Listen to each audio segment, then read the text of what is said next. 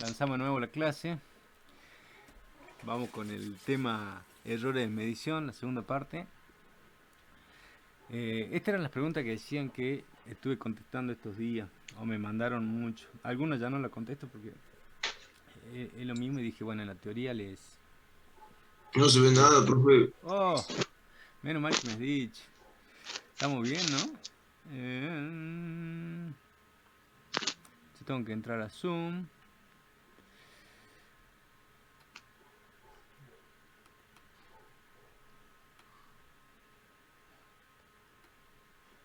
Ahí decime que sí se ve Ahí, a algo. ver. Sí, sí, sí. Ahora sí, profe. Ahí sí se ve, profe. Bien. Bueno, las preguntas que decía que me hacían era esta, ¿cuál es mi comisión? ¿Cómo sé en qué comisión estoy? ¿Cómo me cambié de comisión? ¿Y dónde subió la primera clase? Bueno, entonces lo que voy a hacer es empezar a mostrarles eso, que se busquen en qué comisión, dónde está la clase, así rápidamente. Vamos a dejar de compartir un ratito esto y vamos a poner a compartir el Moodle.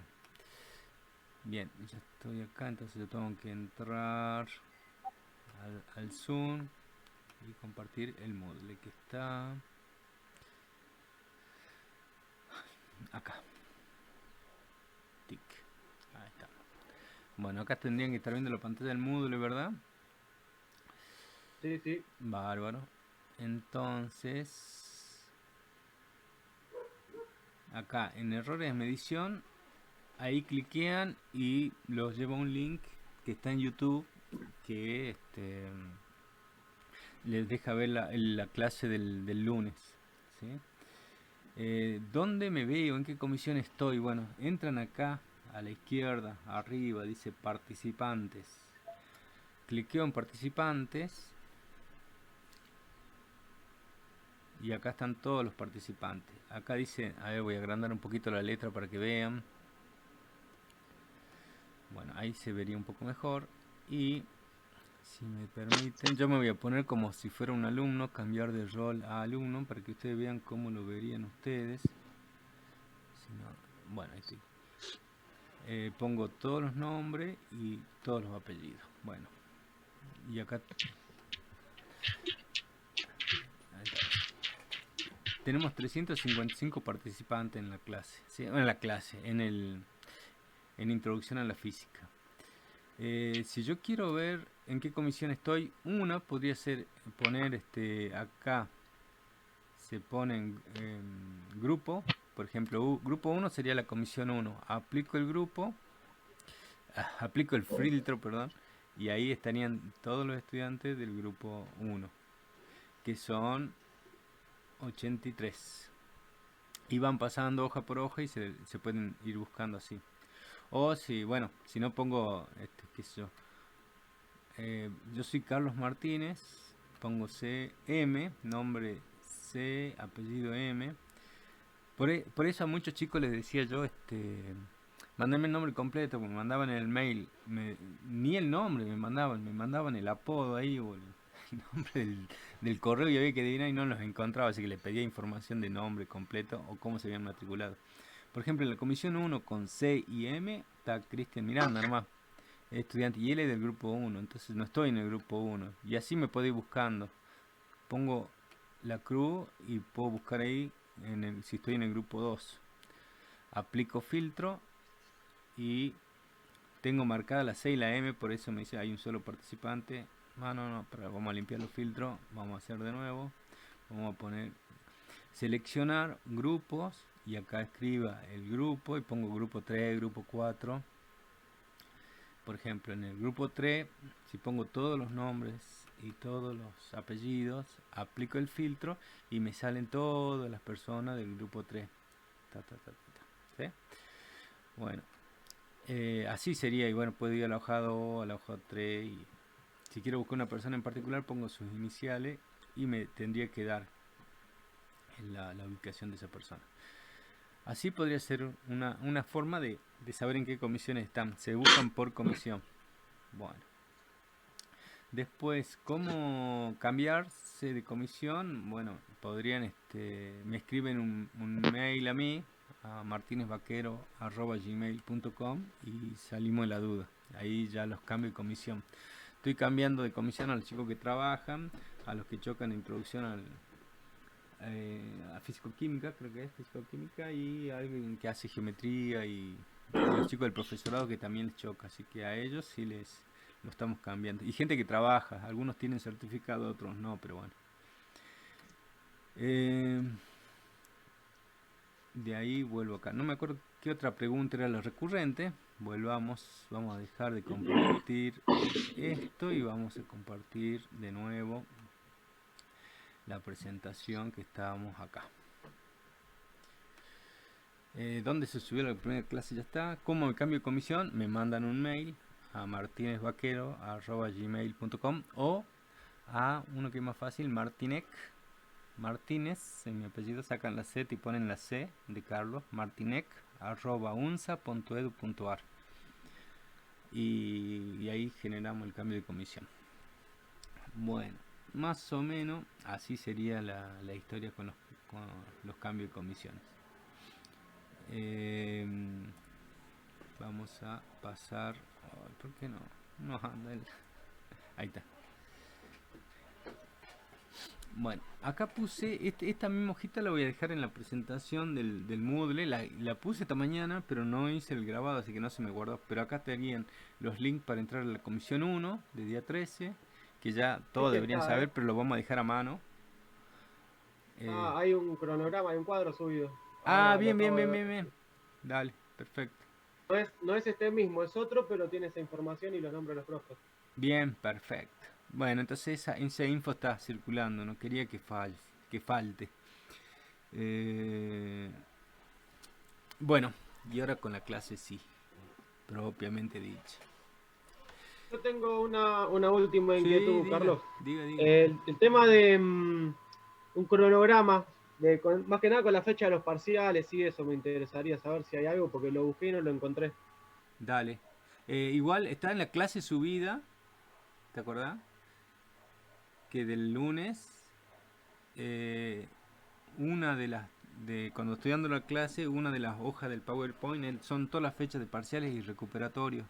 Creo que la segunda hoja de esas exposiciones lo podría de la clase de 3 mayo, ¿sí? Podría subir eso. Pero igual después la subo a esa información si querés, ahí le pongo fechas importantes, una cosa así para que queden ahí a mano. Claro, estaría bueno. Muchas gracias. No, por favor.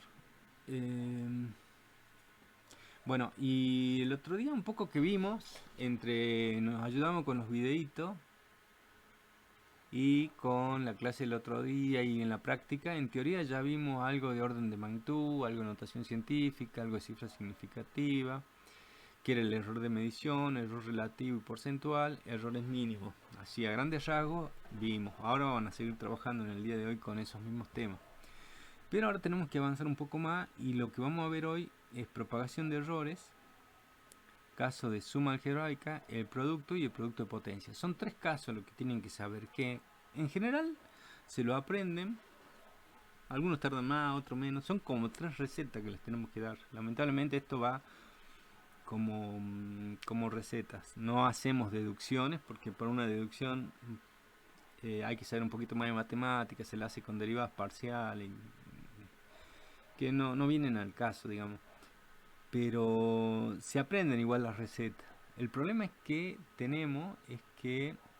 se la usan para medidas indirectas y cuando tienen que calcular alguna magnitud en forma indirecta, por ejemplo, a ver, distingamos magnitudes directas e indirectas. Magnitudes directas, medidas directas, quiero decir, medidas directas. Vos a tomar un instrumento, aplicar sobre lo que querés medir y obtener un resultado. Por ejemplo, quiero medir la longitud de una hoja, pongo una regla, mido la longitud de la hoja. Quiero medir el péndulo o el tiempo que tarda en dar una vuelta el colectivo 6C. Entonces agarro un cronómetro, lo enciendo, cuando sale de la parada y cuando vuelve a la parada lo apago. Bueno, eso es una medida directa del tiempo, de lo que tardó el colectivo en dar una vuelta. Un evento que lo mido directamente. O quiero saber la masa de un objeto, lo pongo en una balanza y obtengo en forma directa ese valor, ese resultado de medición que yo quiero. Pero hay algunas medidas que son indirectas, que no la obtengo de una medida directa. Tengo que hacer algunos cálculos. Por ejemplo, una velocidad. Tengo que medir una distancia, que la mido con un error, y un tiempo, que lo mido con un error. Entonces la velocidad hay que aprender a determinarla con su error. Y hay que usar una de estas recetas que le vamos a dar. Pero donde más se complican es en el cálculo, cuando tienen que calcular una área, un volumen de alguna figura geométrica, porque no se acuerdan, y ahí pierden más tiempo que en tratar de aprender propagación de errores. Y se frustran y terminan haciendo mal la propagación porque no saben calcular un volumen de un cilindro o una superficie de una esfera. Y ahí quería hoy atacar el problema por ahí, entrar porque siempre todos los años yo siento que fallo con estas clases. Y estrategia que usé siempre falla. Así que hoy, esta vez vamos a empezar por otro lado, la vamos a ensayar y veamos si funciona. Y las recetas se las vamos a dejar para el final de la clase y no al principio. Bueno, pero vamos a empezar repasando cosas de la primaria y de la secundaria, ¿no? Bueno, esto es así también a modo de repaso de la última clase. Hemos visto que el resultado de la medición, siempre que se lo pidamos, la tienen que expresar así. Esto era el valor medido o mejor valor. Este era la incerteza o la incertidumbre, o lo que nosotros llamamos error absoluto, el delta de X. Son todos sinónimos: incerteza, error absoluto, ¿sí? Y este será el valor verdadero, que nunca lo voy a conocer. A lo sumo podía asegurar que estaba dentro de este intervalo que me daba el resultado de la medición, donde el límite superior de este intervalo es X rayita más delta de X, y el límite inferior de ese intervalo era X rayita menos delta de X. Y habíamos dicho que el error absoluto, el delta de X, la incerteza, la incertidumbre de esa medición, la íbamos a acotar o la íbamos a encontrar haciendo un análisis del error mínimo. Y el error mínimo, ¿qué era? Era la suma de 4 errores: del error de apreciación, el error de exactitud, el error de definición y el error de interacción. Bueno, y habíamos dicho rápidamente el otro día algo de cada uno de esos errores, ¿sí? Como que esto lo sacamos de la mínima división de la escala del instrumento que estoy midiendo, que era como muy importante para nosotros. Este siempre va a estar. El de exactitud a veces está y a veces no, porque este te lo da el fabricante del instrumento. El que lo fabrica te da el error de exactitud. Él te provee ese error y te dice: en tales condiciones usa este error de exactitud. A tal temperatura, en estas condiciones de presión atmosférica, usa tal valor de error de exactitud. O te dan una tabla de calibración, pero te lo da el fabricante. Ahí no tenemos nosotros forma de conocerlo, si no nos lo da el fabricante. Y un instrumento, cualquier instrumento importante, trae su error de exactitud. El de definición, que habíamos dicho que tenía que ver con los bordes o los extremos, y el de interacción era un error que se daba se podía dar en 3 sentidos. Entre la persona que está midiendo y el objeto a medir, o entre la persona y el instrumento, o entre el instrumento y lo que estoy midiendo. Y en general lo íbamos a tener en cuenta cuando midamos tiempos. Nosotros en el laboratorio, ahí le íbamos a asignar un valor al error de interacción, que después se lo daremos. Pero generalmente es con el que siempre vamos a trabajar. Los otros requieren, bueno, el fabricante, y estos dos requieren un análisis que cuando trabajen en un laboratorio haciendo un informe o presentando algún trabajo importante, hay que analizarlo y discutirlo y ponerse de acuerdo. Por ahí con una sola persona no alcanza, hay que entre unos cuantos se pueden poner de acuerdo para medir y asignarle un valor a esos errores, ¿no? Después habíamos definido el error relativo como el error por unidad de volumen. Perdón, borren eso. El error relativo, el error por unidad de medida, era el error relativo no tenía unidades. Cuando no tiene unidades, acuérdense que lo llamamos adimensional en física. Una cantidad que no tenga unidades es adimensional. Y el error relativo porcentual es el error relativo multiplicado por 100. Y que me permitía comparar resultados de mediciones de distintas magnitudes. O de iguales magnitudes, pero decidir cuál es mejor y cuál es peor. Siempre la de mejor calidad es la que tenga un error relativo más chiquitito. El error relativo porcentual o el error relativo a secas, ¿no? Cualquiera de los dos, el que sea más chiquito, ese es el mejor. Bueno, y un poco era esto. Muchas veces tenemos que medir o determinar algunas magnitudes que no las mido directamente. Por ejemplo, una superficie no la medí directamente. Una velocidad puede que sí o puede que no, dependerá del instrumental que tenga. Y hay mucho, una densidad por ahí de un líquido por un densímetro, pero por ahí no tiene un densímetro y bueno, usamos la ecuación, la fórmula que te permite, la definición, digamos, la definición de densidad, masa sobre volumen, tiene que tener su masa y su volumen, y ahí encontraría en forma indirecta la densidad. Y bueno, y cientos de magnitudes, ¿no?, que se encuentran en forma indirecta. Y vamos a empezar con el repaso para que no nos confundamos en algunas cuestiones básicas que les hace perder el tiempo y que los confunden. Bueno, figuras geométricas, ¿sí?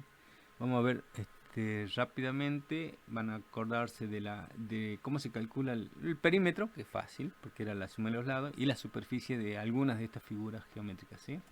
Y algunos valores de volumen y superficie de estas figuras, de estos cuerpos geométricos, ¿sí? Acá tenemos un cubo y no quiero que lo confundan con un paralelepípedo que tengo acá, ¿sí? Acá todos los lados son iguales, las aristas son idénticas, acá son diferentes. Este es un cono, esto será una pirámide, ¿sí?, con una base que es un cuadrado en este caso. Acá tengo un cilindro, una esfera.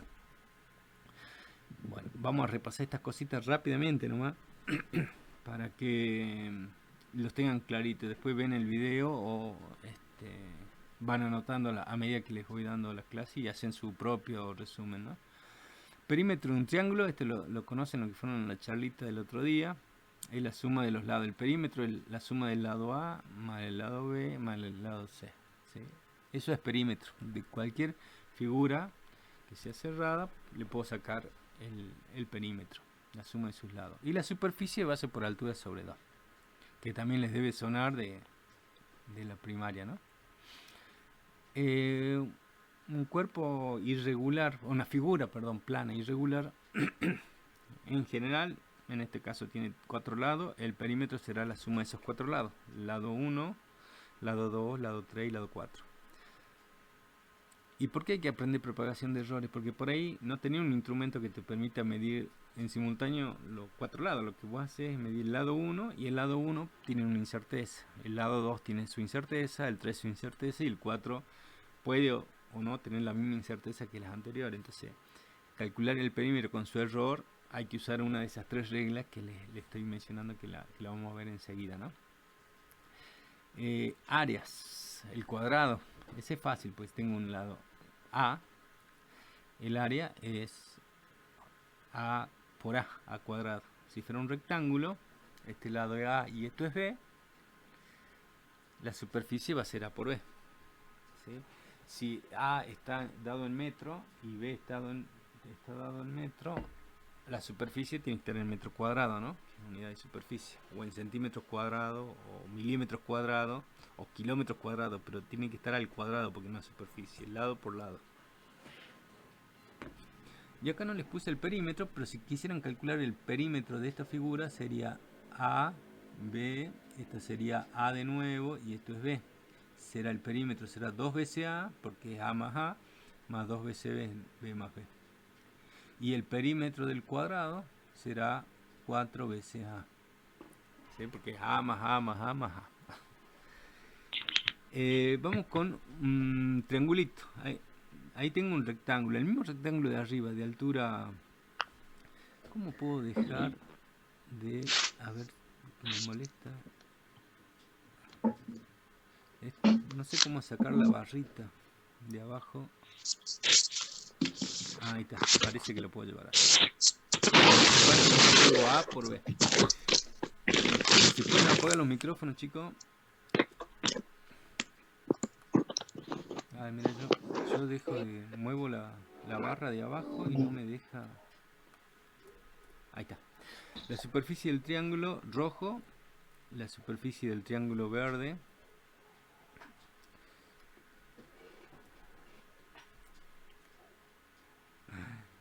Ahí está, ahí está.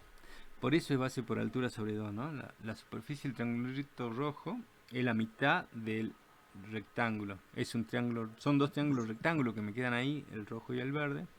Pero justo uno es la mitad del otro. Cuando trazas la diagonal es la mitad de la superficie del rectángulo, ¿no? Por eso es base por altura sobre 2. Un paralelogramo. Fíjate, el paralelogramo es una figura que se llama paralelogramo porque tiene dos lados paralelos, ¿no? La de arriba y la de abajo. Las horizontales son paralelas y estas oblicuas son paralelas. Por eso es un paralelogramo. Tiene lados paralelos. ¿Cómo calculo la superficie de este paralelogramo? Bueno, si tienen un paralelogramo así es bastante sencillo. Si tienen la altura A y la base es B, la superficie también es B por A. O A por B, ¿no? Base por altura. Como si fuera un rectángulo. ¿Por qué? Porque se me ocurrió hacerle esto. Sacar de acá esta parte del triangulito, y se la ponemos acá y te queda el rectángulo donde eso es A por B o B por A. Entonces el paralelogramo va a ser como la del rectángulo, A por B. El trapecio, bueno, tiene un lado A, un lado B, C, D. Ya sabemos calcular el perímetro, A más B más C más D. ¿Cómo calculo la superficie? Bueno, para calcular la superficie de un trapecio tienen que hacer lo siguiente, o para que se la acuerden por lo menos. Hay una formulita que ya se las doy, pero la van a tratar de deducir. Fíjate, arriba tenés el lado mayor ese, A, del trapecio, el lado menor es C, ¿sí? Y tengo H de altura. Si vos le pones el trapecio igualito al lado, el mismo, es idéntico, pero lo das vuelta, fíjate que de manera tal que arriba tengas el lado C y abajo el A, te queda un paralelogramo. Y nosotros ya sabemos sacar la superficie del paralelogramo, ¿sí? Que es como la del rectángulo. Entonces yo tengo acá un gran paralelogramo que es el doble del tamaño del trapecio. Entonces si yo calculo la superficie del paralelogramo y lo divido por 2, doy voy a decir A más C por B sobre 2, ya tengo la superficie de mi trapecio celeste, que es lo que yo quería sacar, ¿sí? Entonces la van a sacar así, como digamos la base menor más la base mayor por la altura sobre 2, ¿sí? Bueno, así van a sacar la superficie con H, no con B. Guarda, B es una cosa y H es la altura. A mí me importa H, ¿no? Por eso la formulita lleva H. El caso B le serviría para calcular, por ejemplo, el perímetro. El perímetro no lo van a calcular con H, porque no mide un lado, no mide H, sino que mide B. Bueno, eso, presten atención ustedes a esas cositas. Después un rombo. ¿Cómo calculo la superficie de un rombo? Yo sé que tengo la diagonal 1 y diagonal 2, ¿sí?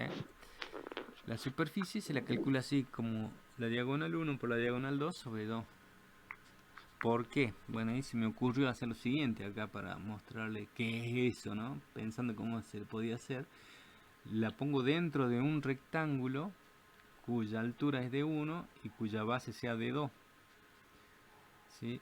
Hago de 1 por de 2 y tengo la superficie del rectángulo celeste. Y justo el rectángulo rojo, bien ahí el profe, ¿no? El rombo de color rojo es la mitad del rectángulo celeste. ¿Cómo lo vemos eso? Y fíjate, ¿cómo digo que el rombo rojo es la mitad del rectángulo celeste? Ya parece trabalengua. Tengo que eso triángulo. Esos dos triangulitos son idénticos. Estos dos son idénticos, estos dos son idénticos y estos dos idénticos. O sea que ese rombo es la mitad de el rectángulo, ¿no? Por eso le estoy diciendo que si tienen un rombo de diagonal de 1 y diagonal de 2, la superficie la van a calcular como de 1 por de 2 sobre 2. ¿Está? Bien. Circunferencia y círculo. Y acá hay chicos que no se acuerdan nada y la verdad que acá algunos hasta convulsionan. Les sale sangre en la nariz cuando le hablan de circunferencia y círculo. Y perímetro y áreas.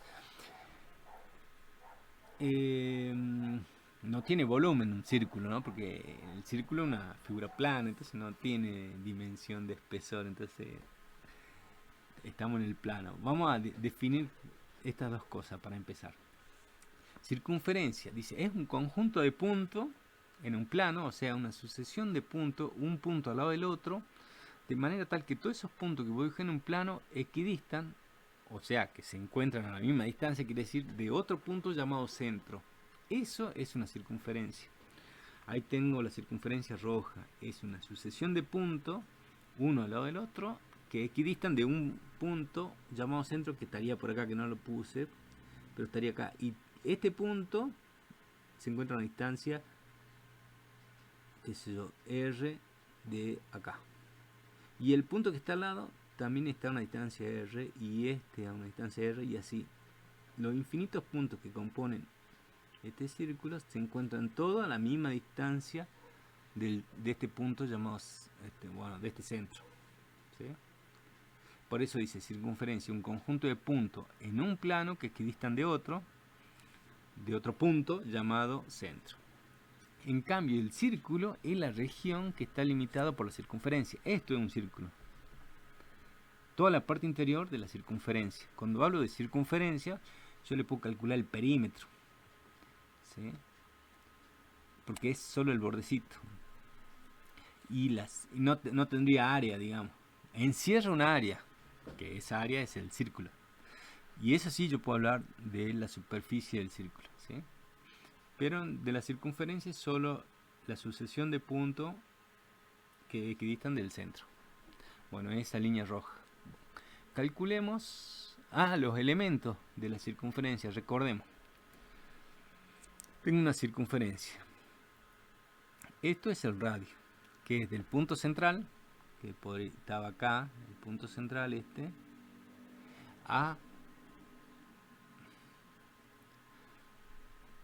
al borde, ¿no? Del punto central a cualquier punto de esa circunferencia. Ese es el radio. El diámetro es 2 veces el radio. Esto acuérdense. El diámetro es 2 veces el radio. Es 2 por R. O lo que es lo mismo, el radio es la mitad del diámetro. Estas cosas tienen que saberlas. ¿Sí? Ya grábenselas en la memoria de largo alcance.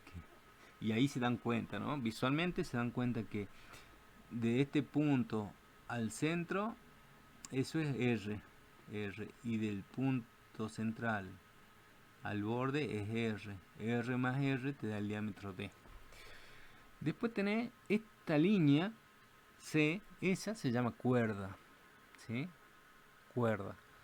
Esa línea que estoy trazando arriba que la atraviesa, eso se llama secante. Y esta curvita o esta porción de circunferencia, ¿sí? Se llama arco. Arco de circunferencia. ¿Tá? Esas son los términos que tenemos que empezar a usar, ¿sí? Como código para que nos entendamos cuando hablemos.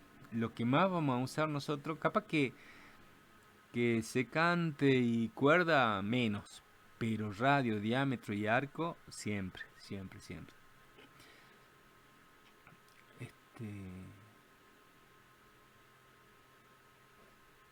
Perímetro y superficie, bueno, del círculo, ¿no? Y de la circunferencia. El perímetro de la circunferencia, un círculo también tiene perímetro porque tiene un borde, ¿no? Pero en la circunferencia lo vamos a calcular como pi por diámetro. Y si recordamos que el diámetro es 2 veces el radio, el perímetro también es 2 pi por radio, que es lo que nos suena siempre el cantito. Perímetro del círculo o de la circunferencia 2 pi por radio. En cambio, la superficie es pi por radio al cuadrado. ¿Sí? Pi por radio al cuadrado. Y si nos acordamos que el radio es la mitad del diámetro, o sea, diámetro sobre 2, cuando vos haces superficie igual a pi por radio, en vez de poner radio, podemos poner diámetro sobre 2 el cuadrado. Y esto te da pi por diámetro al cuadrado sobre 2 al cuadrado. Porque vos podés distribuir la potencia con el cociente. La potencia se puede distribuir con la potencia.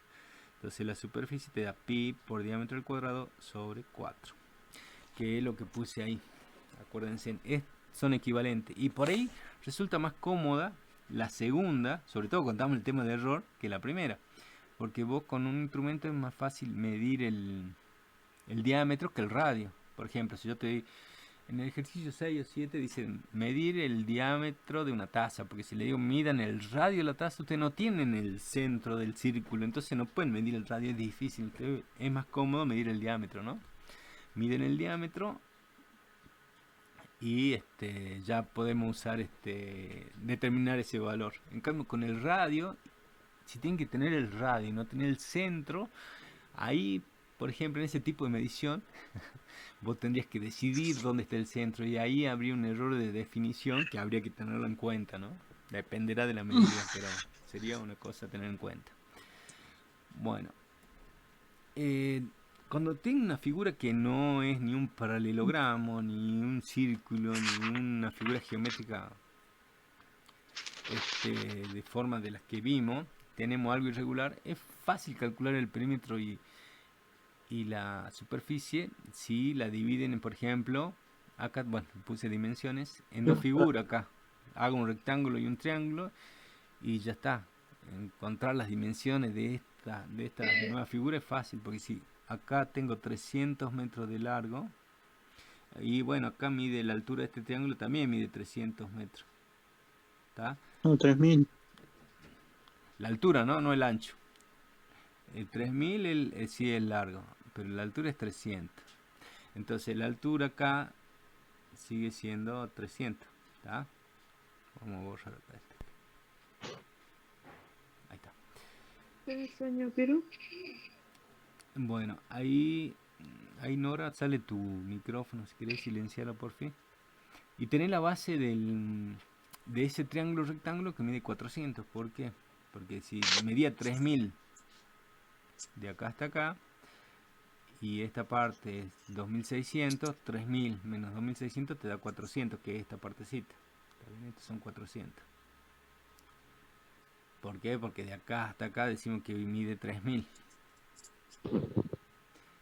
Y bueno, entonces ya, y es más, ya sé los catetos, el tamaño de los catetos del triángulo rectángulo, no está a escala este dibujo, por supuesto, chicos, ¿no? Tengo la hipotenusa, que la saco con Pitágoras, como le digo, y ya puedo calcular el perímetro de esta figura que era la verde, ¿no? Sumo 500 más 2600 más 300 más 3000 y tengo el perímetro de esa figura. Que cuando te la dan así, con las medidas, y sacar el perímetro de esa figura no es tan sencilla, pero si pensamos un poquito, la empiezan a dividir, le ponemos las dimensiones que correspondan y ya pueden sacar el perímetro o la superficie, porque ya calculan la superficie del rectángulo rojo, que es base por altura, o sea que la base es 2600, la altura 300, le sumo a la superficie del triángulo celeste, que es base por altura sobre 2, y ya tengo sumo las dos superficies y ya tengo el resultado. Y eso dependerá de cada uno de ustedes, cómo la divide esa figura. Bueno, este es un ejemplo simple, ¿no? Pero en ustedes está después ese ejercicio de practicar y darse cuenta cómo divido, bueno, acá medio naturales, pero hay otro que no es tan natural o tan fácil, y esa la tienen que pensar ustedes.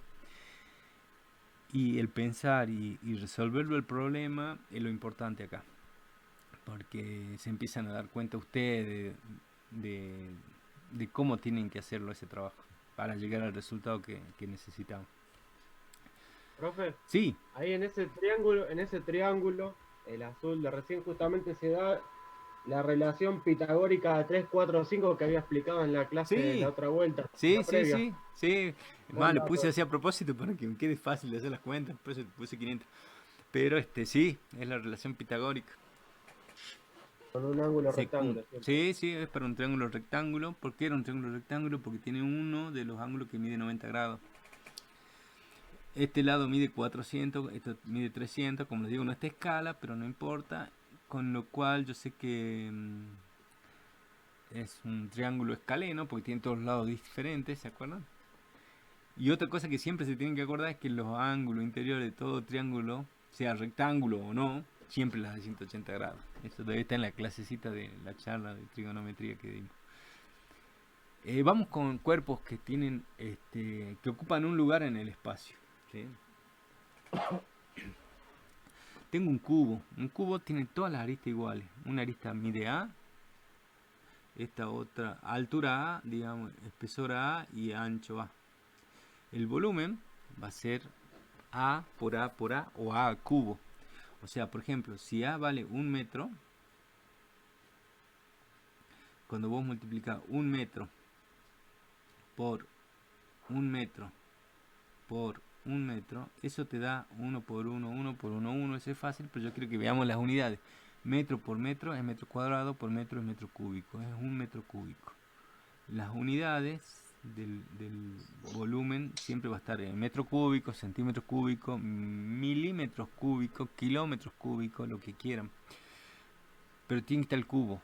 O hay otras unidades de volumen que es el litro y hay una equivalencia. También la deberían acordarse.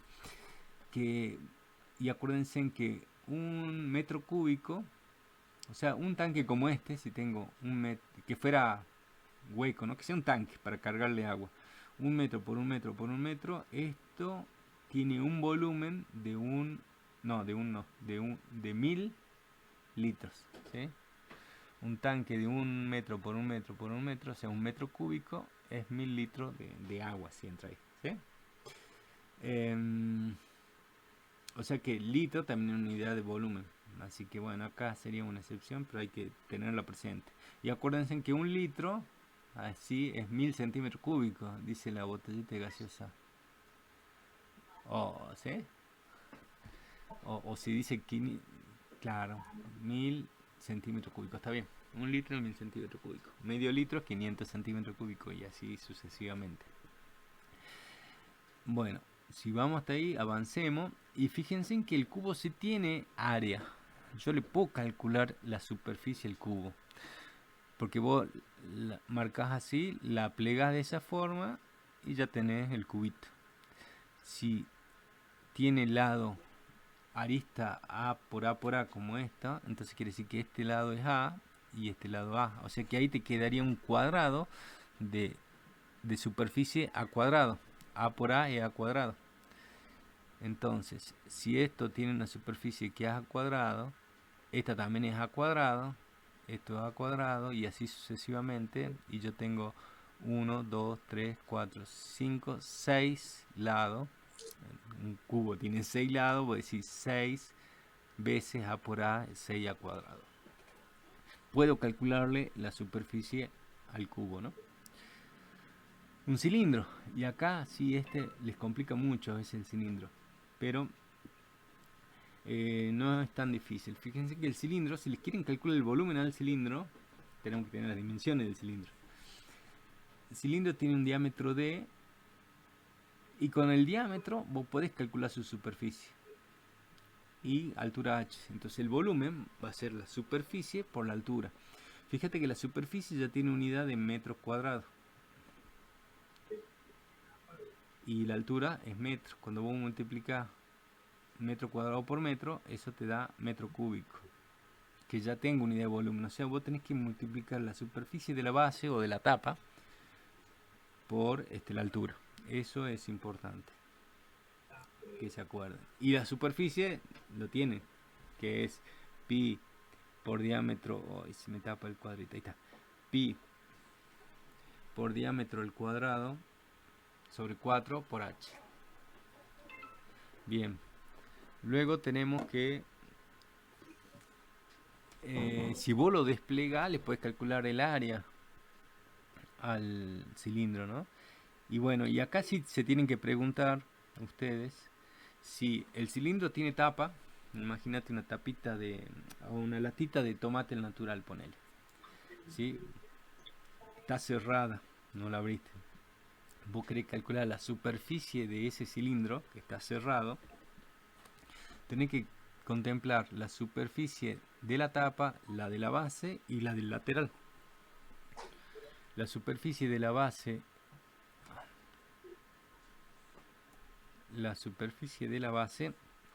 y de la altura es pi por diámetro cuadrado sobre 4, ¿sí? Y la superficie del lateral va a ser la altura por esta longitud. Y esa longitud, que la vamos a llamar si querés L, ¿cómo la Pi por encuentro? diámetro. L viene a ser el perímetro de este círculo, ¿sí? O Pi sea que por va a ser diámetro. pi por diámetro. Entonces, si vos haces la superficie lateral, vamos a llamar superficie, bueno, a ver, superficie 1 lo vamos a llamar, y va a ser H por L. La superficie 2 es la de la tapa, que es pi por diámetro cuadrado sobre 4, y la superficie de la base, pi por diámetro cuadrado sobre 4. Si esta es la condición, la superficie total va a ser la suma de la superficie 1 más la de la superficie 2 más la de la superficie 3, y vos ya tenés la sumás toda la superficie y ya tenés la superficie de todo el cilindro, ¿no? Que está cerrado. Ahora, si es una latita que vos le sacaste la tapa y le sacaste la base, te queda el cilindrito hueco, ¿sí? Como un tubo. Ya la superficie simplemente va a ser la superficie lateral, o sea, va a ser S1. La superficie de ese cilindro va a ser la de S1, ¿sí? H por L, que es la de un rectángulo. Vos agarrás una hoja, la haces un tubo y ya tenés un cilindro, ¿verdad? Bueno, la superficie de esa hoja es base por altura, porque se convierte en un rectángulo, donde la longitud es el perímetro del círculo que te quedó conformado cuando lo armaste. Bueno, una esfera. Acá dos cosas que tienen que tener en cuenta, es que bueno, el centro siempre va a estar acá, es una generalización si querés del círculo. Acá estamos en el espacio, todos los puntos que conforman la esfera se encuentran a la misma distancia del centro, y esa distancia es el radio. Cualquier punto de la esfera es el radio, la distancia que importa, ¿sí? Todo equiditan del mismo punto, si no, no es una esfera. Si hay puntos de ese cuerpo que no están a la misma distancia, no sería una esfera. Es fundamental, es definición, digamos. Y a la esfera vos le puedes calcular el volumen, y el volumen lo vamos a calcular así, como 4 tercios de pi por radio al cubo. Y si vos la desplegás a la esfera, una pelota de fútbol, viste que tiene tajadas, si vos la desarmás y la pones en el piso, tenés un área. Bueno, el área se la calcularía como 4 pi por radio al cuadrado, ¿sí? Y bueno, también esta se la podríamos escribir en función del diámetro, siempre acordándonos que el radio es la mitad del diámetro sobre 2. Entonces, si vos querés calcular el volumen con el diámetro y no con el radio, y bueno, acá simplemente reemplazamos el radio acá, y te va a quedar que el volumen va a ser 4 tercios de pi, y en vez de poner radio, ahí pones diámetro sobre 2, y eso lo eleva al cubo. En otro paso vos pones 4 tercios de pi por diámetro al cubo sobre 2 al cubo. Ay, 2 al cubo dije. Al cubo, porque 2 al cubo, acordate que es, dicen los matemáticos, 2 por 2 por 2. 2 por 2, 4, por 2, 8. Entonces, el volumen de la esfera te va a quedar así: 4 tercios pi por diámetro al cubo sobre 8. Acá fíjate que puedes simplificar el 8 con el 4, la cuarta de 4, 1, la de 8, 2, y te quedaría un sexto de pi por diámetro al cubo. Yo esta no me la acuerdo nunca. Un sexto de pi por diámetro al cubo. Sí me acuerdo de esta, pero bueno, ya con que sepas una y sabiendo esto lo deducís cualquier cosa, ¿sí? Bueno, hasta ahí creo que vamos con el repaso. Ahora vamos con las reglas, las recetas que yo decía que le tenía que dar. Vamos. La propagación, vamos a considerar 3 casos diferentes. Cuando tenemos que sumar o restar magnitudes, o la ecuación que me permite encontrar un resultado involucra una suma o una resta. Cuando digo suma o resta es lo mismo. Una suma algebraica para el caso, ¿sí? La ecuación contempla signo más o menos, ahí vamos a usar una forma de propagar. Cuando tengamos producto de magnitudes va a ser la otra receta, y la más general de todas es producto de potencia. O potencia de producto sería, ¿no? Potencia de producto. Cuando tenga que multiplicar así a números o magnitudes que están elevadas a alguna potencia, habrá que usar la última reglita. Y un caso especial es la división. La división estaría involucrada dentro del último grupo, ¿no? Ahora vamos a ir viendo. Vamos con la suma. Cuando vos tengas, por ejemplo, una figura y te pide, bueno, mira, yo quiero determinar el perímetro con su error. Esto es en forma general, ¿no? Y después en la práctica ustedes le pondrán números.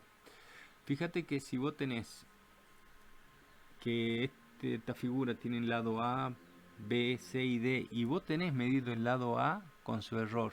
O sea, vos tenés medido A medido y su error. O sea, vos tenés A medido y su error. Digo, tengo el resultado de la medición de A. Si tengo el resultado de la medición de B, B escrito con su resultado, estoy diciendo que tengo B medido con su incerteza. Lo mismo para C y D. Si yo conozco todos los valores medidos con las incertezas, encontrar el perímetro, ya sé la fórmula para encontrar el perímetro y la suma de los lados. Entonces, el perímetro medido, porque vos tenés que llegar a encontrar esto, ¿no? Que el perímetro con su error. Entonces, el perímetro medido lo voy a encontrar con los valores. Fácil, tengo la ecuación, uso el valor medido de A, el valor medido de B, el valor medido de C y el valor medido de D. Con eso encuentro el P medido y con esto resolví este tema. ¿Sí? De la propagación de errores, lo que me va a decir el método es cómo encontrar el delta de P. ¿Cómo encuentro delta de P? Bueno, y de ahí viene la receta. Dice que el error absoluto de P va a ser la suma de los errores absolutos de A, de B, de C y de D. Como les digo, esto va sin demostración por ahora, ¿sí? No le damos nosotros. En física 1, capaz que hacen demostraciones de dónde viene esto, pero por ahora no le vamos a dar la deducción. Pero parece medio natural, ¿no? O sea, si yo mido A con un error que es delta de A, B con un error que es delta de B, el lado C con un error delta de C y el D con un error delta de D, el error a la hora de escribir el error de P, como que A tiene su error, B su error, se habla que el error se propaga, siempre se suma y siempre le voy a tener que poner un más, nunca un menos, jamás. Así la ecuación contemple un menos, los errores se suman. Por ejemplo, si vos tenés, por decir algo así, a ver, voy a inventar un problema medio tontuelo, ¿no? Pero ponele que yo quiero medir esta parte. Yo quiero medir esta parte rayada. Yo quiero determinar esta parte rayada, ¿sí? Y tengo esta medida, vamos a llamar L1. Tengo medida L2. Pero yo quiero saber cuánto vale L3. ¿Sí? La quiero deducir a L3 a partir de L1 y L2. Bueno, vos tenés L1 medida con su error, o sea, vos tenés L1 medido y su incerteza, más o menos delta de L1. La medí con algún instrumento y tengo esto. Y el L2 lo tenés medido con su incerteza, vos tenés L2 más o menos delta de L2. Más o menos delta de L2, y yo estoy poniendo ahí, L2. Bien, tengo esto. Y yo quiero calcular L3. Bueno, ustedes se darán cuenta que L3 la calculo fácil. Si esto es L1, le resto L2, tengo L3. Entonces L3 es L1 menos L2. Y ya conseguí L3. Pero lo que ustedes me tienen que dar como resultado a mí es L3 con su incerteza, y ahí me dan el resultado de L3, delta de L3. Esto, ustedes me tienen que dar el L3 medido con su incerteza. Y ahí es donde entra en juego la propagación de error. Bueno, vamos a ver. L3 medido es fácil de calcular. L3 medido es fácil de calcular porque yo tengo una ecuación, una fórmula que me permite encontrar el L3, que es esta. Vamos a cambiar el colorcito así, ya no les cambio.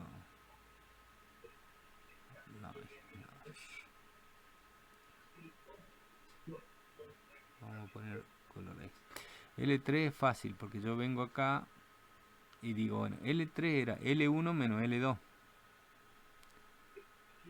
Entonces, L3 medido será L1 medido menos L2 medido. Si yo lo tengo a la magnitud de L1 y L2, ya hago la resta y listo, tengo L3. No hay problema con ese. Pero ¿cómo calculo delta de L3? Y bueno, delta de L3 me dice la regla de propagación de la suma y la resta, que delta de L3 la voy a obtener como la suma de las magnitudes de esta operación, que es una resta. Entonces, si L3 es L1 menos L2, delta de L3, que es el que me hace falta, la voy a obtener como delta de L1 más delta de L2.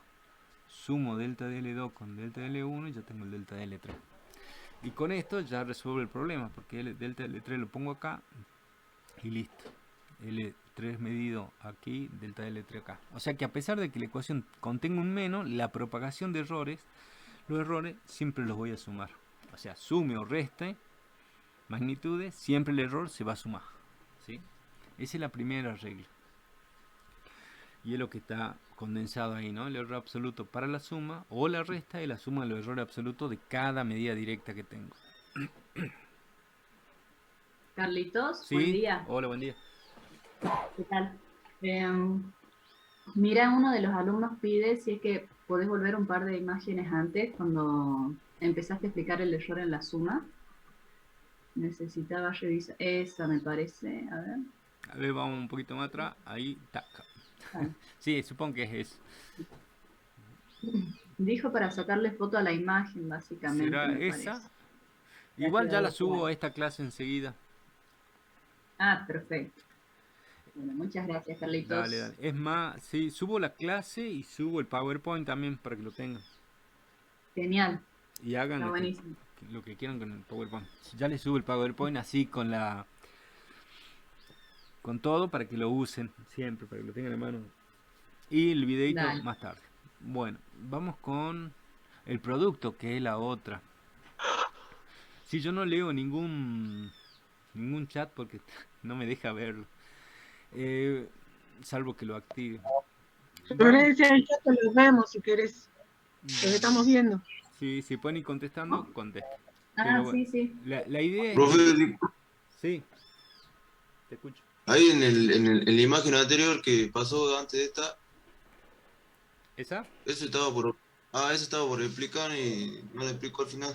No sé si no puede explicar. expliqué, no lo expliqué, lo leí nomás, dije el error absoluto para la suma o la resta es la suma del error absoluto de cada medida directa. De cada media directa, O claro. sea que esa es la receta de la que yo te hablaba. Vos te tenés que aprender una receta que es bien. esa. Y como te digo, es fácil de aprenderla. Son 3 rengloncitos. Claro. Más, si le escribo con letras chiquitas es un renglón. Son unas cuantas palabras que sí se la aprenden, pero le cuesta después aplicarlo. Porque siempre se confunden con algunas cosas. Pero la receta la aprenden. Pero la aplican mal. Y la idea, por eso, esta vez comencé por otro lado esta clase. Vamos a ver. Vamos con la segunda receta. Ya disculpen que la llamen receta, no parece cocina esto, pero... Vamos con medidas indirectas y vamos con el segundo caso, que es producto. ¿Sí? ¿Cómo encuentro el resultado de una medición cuando tengo que multiplicar algunas magnitudes? Por ejemplo, la más simple de todas es el cálculo de una superficie de un rectángulo. Vos tenés un rectángulo de lado A y B, pero además tengo la medida de A, o sea, yo tengo A medido con su incerteza y tengo B medida con su incerteza. Yo conozco todo eso. El profe viene y me pide la superficie. Vos tenés que dar la superficie. Vos sabés que es lado por lado, o sea, A por B. Y vos tenés que darle un resultado de la medida al profe. Y la superficie va a ser S medido, o S calculado en este Más caso, más que ese, medido, más o menos delta de S. Bueno, el S calculado, o medido, o el mejor valor de S, dicen algunos libros, ¿sí? Lo vas a calcular con, si tiene que ser por B, con el A medido por el B medido. O sea que el S calculado es fácil de determinar, ¿sí? Multiplico A y B que son medidas. Pero la propagación de error entra acá. ¿Cómo encuentro el delta de S? Y ahí viene la segunda recetita, o la segunda regla que se tienen que acordar. Y eso dice que si esta ese es tu de A y B. ecuación, dice que si S es A por B, el error relativo de S es igual a la suma de los errores relativos de A y, la Es suma, igual y a de B. M de B. ¿Sí? Ahí, Rafael, ¿puedes silenciar un ratito tu micrófono? Tengo la suma de los errores relativos. Vos podés desarrollar esa expresión fácilmente porque ya sabemos la definición de error relativo. El error relativo de S va a ser delta de S sobre S medido, o S calculado en este caso. Va a ser igual al error relativo de A, que por definición el error relativo de A es delta de A sobre A medido. Este sí es medido, no es calculado, el A es medido, viene del resultado de una medida directa. Y el error relativo de B, por definición, es delta de B sobre B medido. ¿Cuál es el objetivo? No se olviden encontrar delta de S. Bueno, de acá yo puedo despejar delta de S de esa expresión, porque el S que está dividiendo acá en el primer miembro lo paso al segundo miembro multiplicando y ya está. Delta de A lo conoces, A medido lo conoces, delta de B lo conoces, B medido lo conoces y S lo calculaste acá con los valores medidos de A y de B. Lo pones ahí y ya tenés delta de S. Y no hay más regla, ¿sí? El error relativo de un producto es igual a la suma de los errores relativos de los factores que componen ese producto, ¿no? Sería así. Y ese es la recetita que hay que acordarse. El error relativo de un producto es igual a la suma de los errores relativos de los factores. Bueno. Profe, ¿podrías repetir lo último? ¿Esto que estoy leyendo? Lo anterior. Ahí. Sí, la última fórmula, ¿podrías repetir? Bien, bien. Por... La última. Bueno, el objetivo acá siempre, acordate vos que es, bueno, esto es encontrar, vamos a borrar todo esto. Vos tenés, a ver, vamos unita más atrás, total nadie nos corre acá. Vos tenés que determinar, el objetivo nuestro es encontrar la superficie de este rectángulo con su incerteza. Yo quiero llegar a expresar este resultado, S medido o S calculado más o menos delta de S. Bueno, para ello vos sabés cómo calcular la superficie del rectángulo. Yo ya lo sé de antemano. Yo sé que la superficie de un rectángulo es base por altura. Mido la base A y como la tengo medida la tengo que expresar con su error. Estos son valores que yo conozco, yo lo proveo a ese resultado. Y lo mismo esto, yo hago todo lo necesario para vengo con el instrumento y mido B con su incerteza. Estos son datos conocidos. Mi objetivo es encontrar entonces, expresar el resultado de la medida de esa superficie. Y el S medido o calculado lo va a calcular usando la ecuación, pero con los valores medidos de A y de B. Y la incerteza delta de S, tenemos que aplicar la propagación de errores de un producto, que te dice si vos tenés que multiplicar A por B, el error relativo de S, ¿sí?, va a ser la suma de los errores relativos de estos factores que están multiplicando. Si vos estás multiplicando A por B, tengo que hacer la suma del error relativo de A más el error relativo de B. De nuevo, esto se demuestra, pero no le damos la demostración. Como le digo, hay que tener un poquito más de conocimiento de matemática y manejar algo para hacerlo correctamente con derivas parciales. O aunque hay algunas aproximaciones donde usamos deltas o incrementos que no hace falta derivadas parciales, pero bueno, hay que hacer demostración y eso están en las cartillas que la tienen, no se las pedimos, pero esta sería la conclusión, digamos.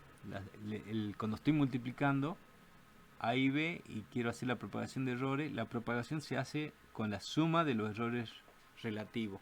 Y los errores relativos, tengo que usar la definición de error relativo. El error relativo de S es delta de S sobre S, el error relativo de A es delta de A sobre A, y el error relativo de B, delta de B sobre B, y simplemente hay que sumarlo, ¿sí? Vos a esto le pones entre paréntesis un corchetito, y como a vos te hace falta el delta de S, tu incógnita, el S, que ya lo calculaste porque lo conoces, que lo sacaste de acá con el valor medido de A y de B, pasa multiplicando el corchete o el paréntesis y ya reemplazás y enseguida hacemos un problemita para que quede claro. Reemplazás y encontrás delta de S y ya somos capaces de ponerlo acá. Lo único que le vamos a pedir siempre es que el delta de S tenga una cifra significativa, que ya lo vamos a hacer. Bueno, y esto es la conclusión de lo que se tienen que aprender. El error relativo de un producto es igual a la suma del error relativo de los factores. Eso le tiene que quedar en limpio. Y como digo, sí se la aprenden, pero hay problemas a la hora de aplicarlo. Y el último caso es un producto de potencia. Producto de potencia. Y hace rato puse potencia, pero es producto de potencia. Está correcto. Producto de potencia, porque yo estoy multiplicando potencias. Por ejemplo, suponte que tengas este tipo de cálculo. Te dan una magnitud. Por ejemplo, L dice que es M a la alfa por R a la beta sobre K a la epsilon. A ver, ahí se está yendo el profesor a cualquier lado. Pero suponte que yo te doy, para dar un ejemplo de aplicación de esto es bien general, ¿no? Pero por ejemplo yo te doy un círculo y te digo, mira, esto es el diámetro. Calcular la superficie. La superficie, yo me acuerdo, era pi por diámetro al cuadrado sobre 4. Esto, fíjate que acá tengo un diámetro al cuadrado. O sea que tendría que usar estas reglas, porque tengo alguna potencia, ¿sí? Por ejemplo, ¿se acuerdan esta ecuación famosa de Einstein? MC cuadrado. Acá tengo algo al cuadrado. Cuando ya tenga algo al cuadrado, es esto. Guarda, esto también sería, mirá, aplicable. Yo tengo densidad, es masa sobre volumen. Esto es igual a masa por volumen a la menos 1, dicen los matemáticos. Paso arriba. Esto también, como tengo una potencia a la menos 1, o sea, cuando tenga división, tengo que usar esta regla. Producto de potencia. Siempre que tenga alguna potencia en mi ecuación donde la medida indirecta que tengo que obtener requiere de alguna potencia, ya sea negativa o cualquier potencia, tengo que usar la tercera regla, ¿sí?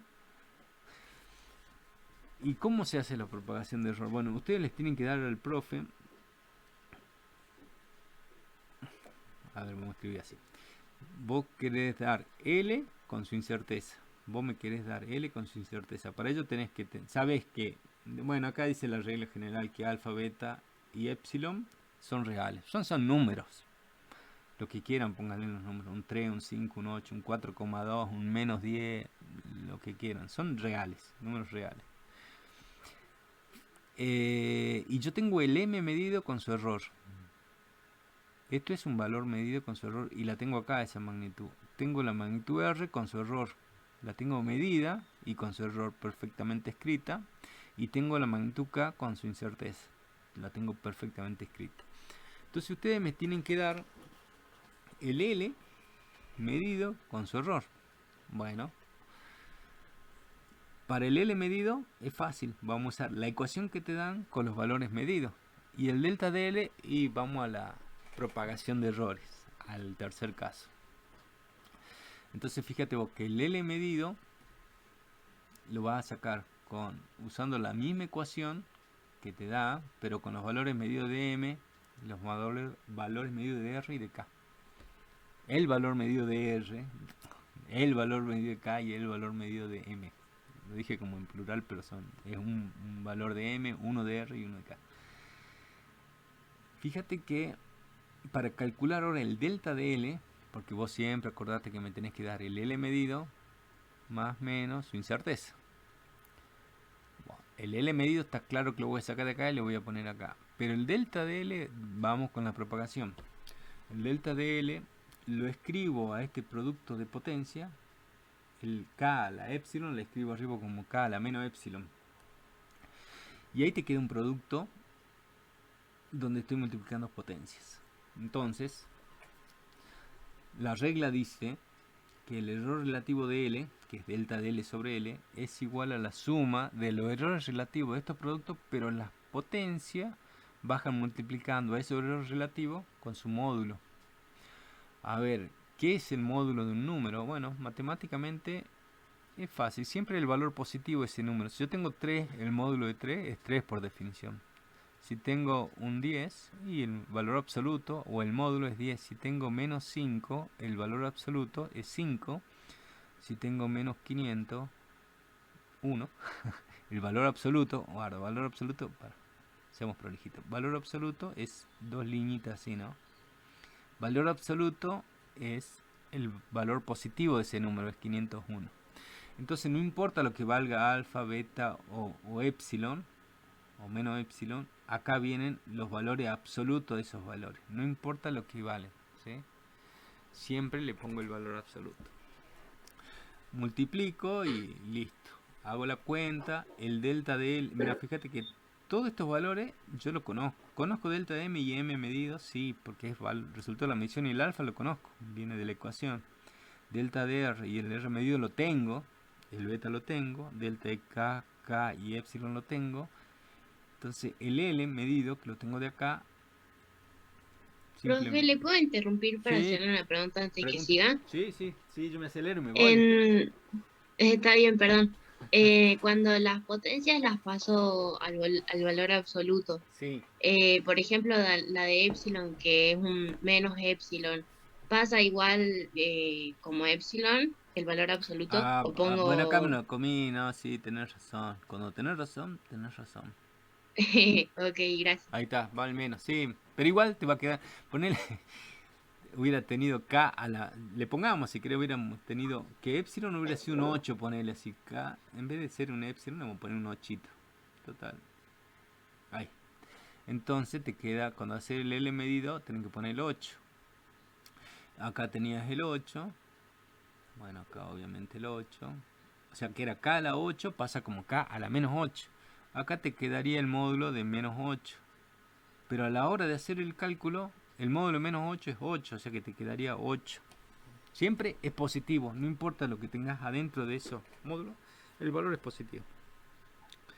Y de ahí viene la regla que está claro, ¿no? Que de acá ya vos despejás el delta de L, que va a ser el L este que estaba dividiendo en el primer medido, pasa al segundo como L medido por este corchete, que no lo voy a escribir para no aburrirlos, pero ese corchete lo tendría que poner ahí y listo, saco el delta de L. Lo escribo con una cifra significativa y con ese resultado me vengo y lo pongo acá. Y con este valor acá, perfectamente escrito, acoto este valor. Bien. Y esta es la tercera regla. Dice, el error relativo de un producto de potencia es igual a la suma de los errores relativos de los factores multiplicados cada uno por el valor absoluto del componente correspondiente. Que es lo que les escribí. Bueno, ahora, a ver si me va a dar el tiempo. Yo voy a tratar de llegar, vamos a ver. Les muestro esto. Acá les presento mi atleta favorito. Lo conocí hace poco, me encantó. Se llama Julius Yego. Miren esta maravilla.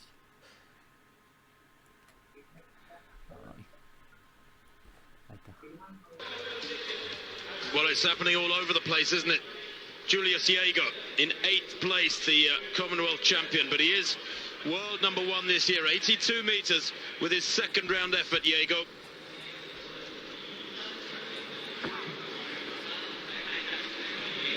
very, very squat and powerful. Fabulous run up, very, very fast arm from Jago. Oh, that looks big, it looks huge. Jago has gone out way, way beyond 90 meters. That's about 92 and a half meters. He already topped the world rankings with just over 91. 92. That is monstrous. Es un monstruo, la verdad que Puts es un Jago monstruo. up in the top 4 or 5 in history. Goodness me, 92 meters, 72 has come Ahí está, up. It's the third 92,72 longest metros. run ever. Kenya may well be on their way to yet Tenía another que, tenía gold. que ser.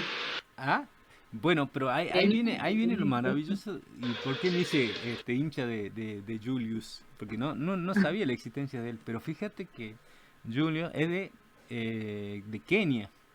En Kenia son atletas fantásticos para carrera de largo alcance. Se corren todos. Pero jamás hubo un atleta que lance jabalina. Y él era un apasionado de la jabalina. Pero en Kenia no existe, ni existió, digamos, no sé, capaz que ahora lo sean, entrenador de lanzamiento de jabalina.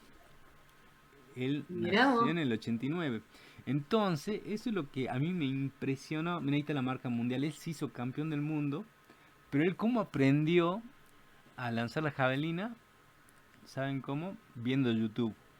Eso me pareció increíble. Entonces se convierte en un atleta así, de nivel mundial, ¿no? Se ganó todo. Mira, a ver si puedo lanzarlo desde acá. Got for us in the third.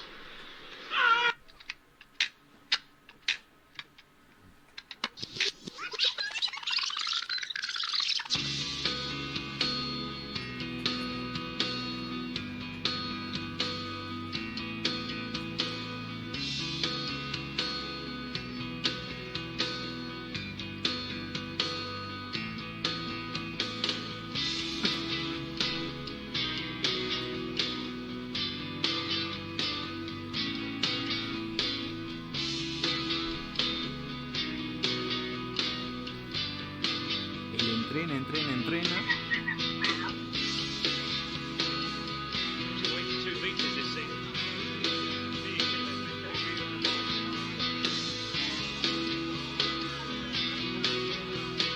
Thiago got for us in the third. Oh, he's really chucked himself at that. Oh, hello. That's Impresionante, got ¿no? for us in the... Impresionante. La verdad que sí, estos keniatas realmente sorprenden en cada vez más disciplinas. Sí, no, es una locura.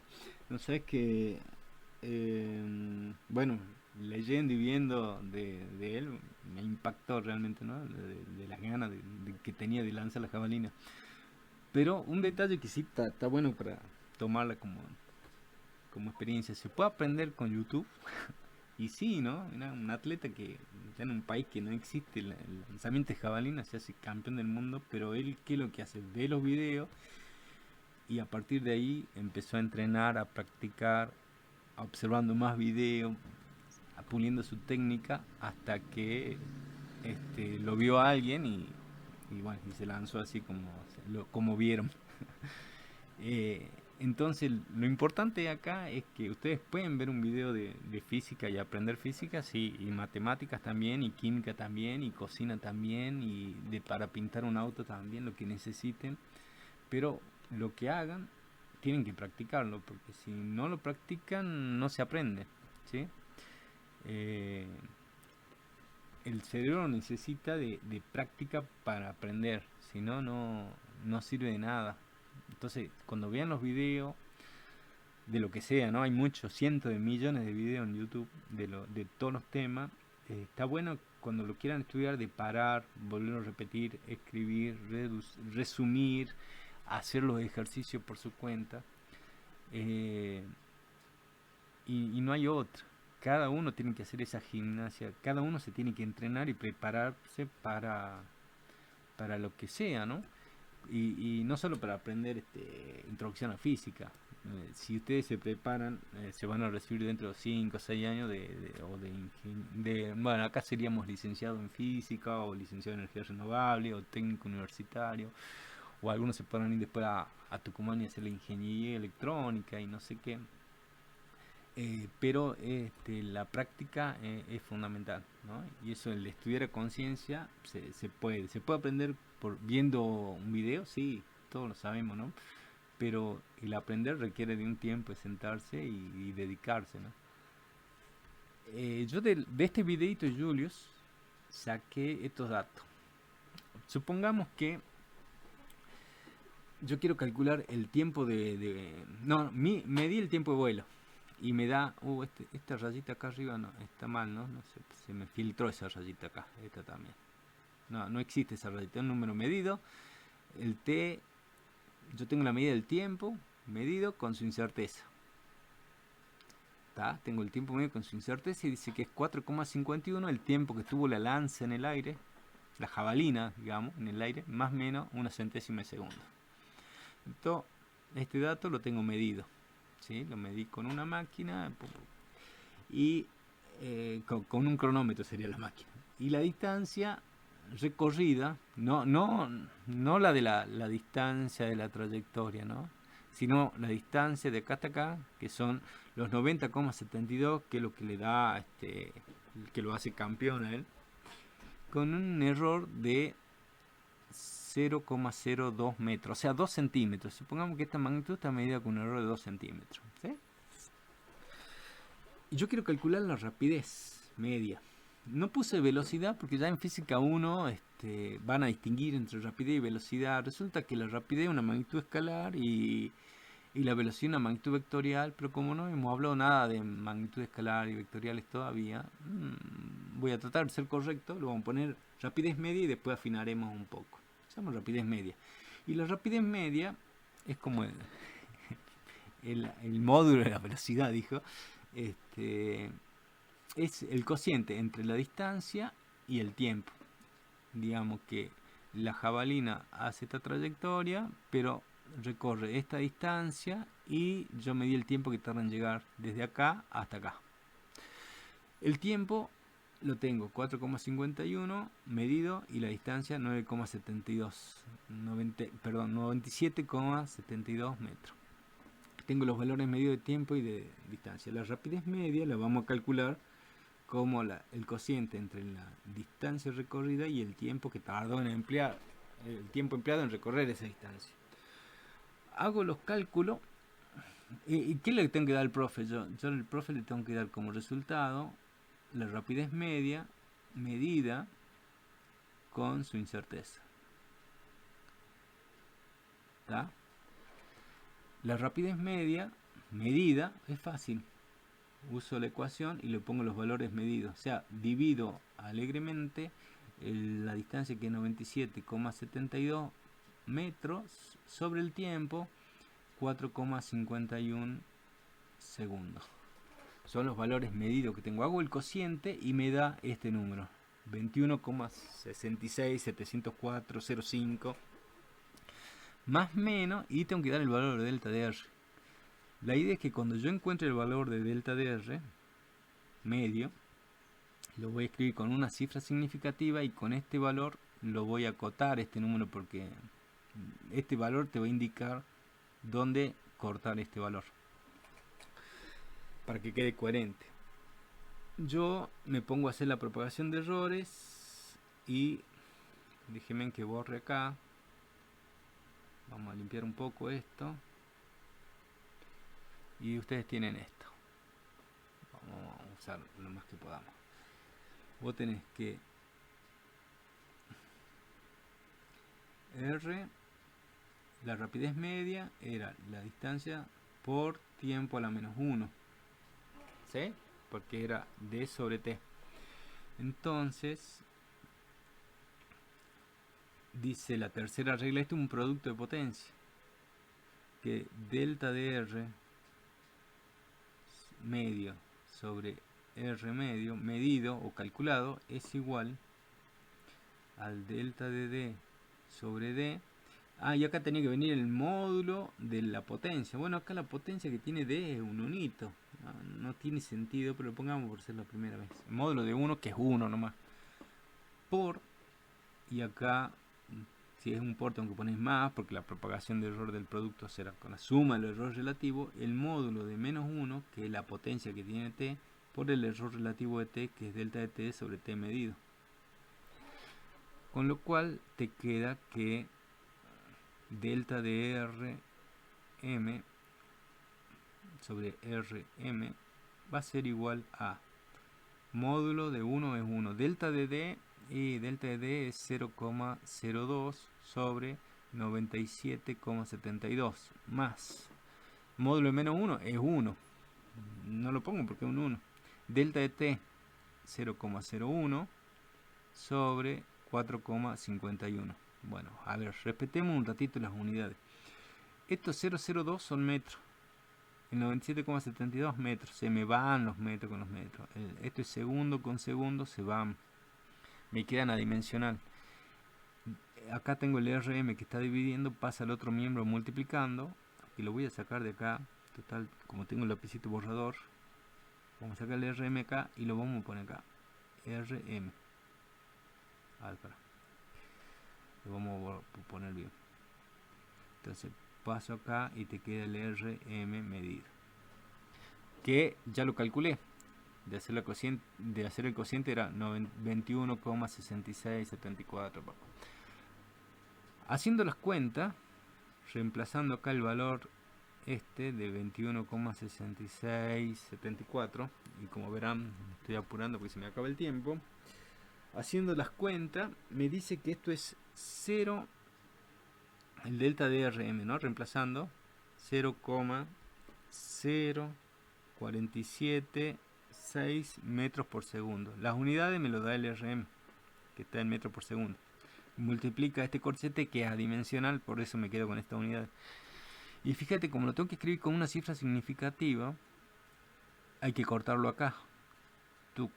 Al 4 le sigue un 7, entonces esto me quedará en 0,05. Entonces este es el resultado de mi medición. El delta de R será 0,05 acá. Y fíjate que esta sería, acá está la coma, acá tengo la décima y la centésima de metro por segundo. Entonces acá tengo la coma, vamos a borrar esto así limpiamos un poco, un borradorcito. Ahí está. Acá tengo la coma, acá tengo décimas y centésimas. Lo tengo que cortar en la centésima porque ahí está mi error, en la centésima. Y al 6 le sigue un 7. Entonces acordate, si le sigue un número más grande que 5, 6, 7, 8 o 9. No, si le sigue un 5, 6, 7, 8 o 9. Le agregaba un valorcito. O sea que tu resultado de la medición va a ser RM igual a 21,67. Porque al 6 justo le sigue un 7, entonces este 6 se convirtió en 7, más menos 0,05, y estos serán metros por segundo. Y este es el resultado que recuadramos para los profes. Y ese es el que informamos. Ahora, este será una buena o una mala medida, y hagan el cálculo de error relativo. Si es menor al 2%, encima es una excelente medida, ¿sí? Bueno, esto sería la bibliografía. Creo que estaba en algún lado de esta parte. Ahí está. La saqué de... ¿Puedes poner, por favor, lo último que habías puesto? Lo último con el resultadito final. Ahí está. ¿Lo ves? Un segundito. Sí. Profe, Sí. ¿por qué dice usted que la rayita ahí arriba no va si es un valor medido? Ahí donde dice Sí, tiempo de tenés vuelo. razón ahí. Porque vos decís, mira, T es igual a T medido más menos delta T, ¿verdad? Bien, ahora yo tengo esto. Vos me diste 4,51 y la incerteza de esa medida es 0,01 segundos. Eso es un número. Un numerito con un número con la rayita arriba no es número, no tiene sentido. Es para indicar que es el valor medido. O sea, se me coló esto no tendría que estar ahí. Sería bueno, a ver si tengo una... A ver...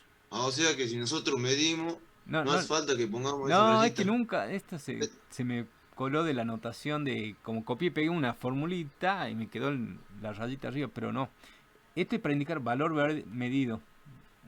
Claro. Ahí está, mira, justo es para indicar valor medido, pero el valor no le pongo el numerito, la rayita arriba. Igual esta está mal. Si indico que D, Lo que tengo que escribir acá es D medido con su incerteza, delta T. Tengo que poner el D medido es lo que vos medís, pero no, al número no le pones la rayita arriba. Está claro. Bueno. Es solo para la nomenclatura. Claro, sí, para anotación, ¿no? Bueno, y ahí quedaba el resultado de la medición, que me fui a cualquier lado.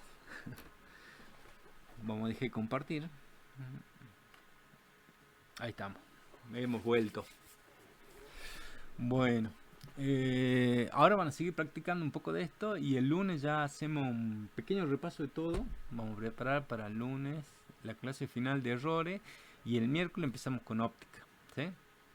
Así que esto, aprovechen la clase de hoy al máximo para sacarle el jugo y bueno, nos estaremos viendo el lunes a las 8:30 por este canal.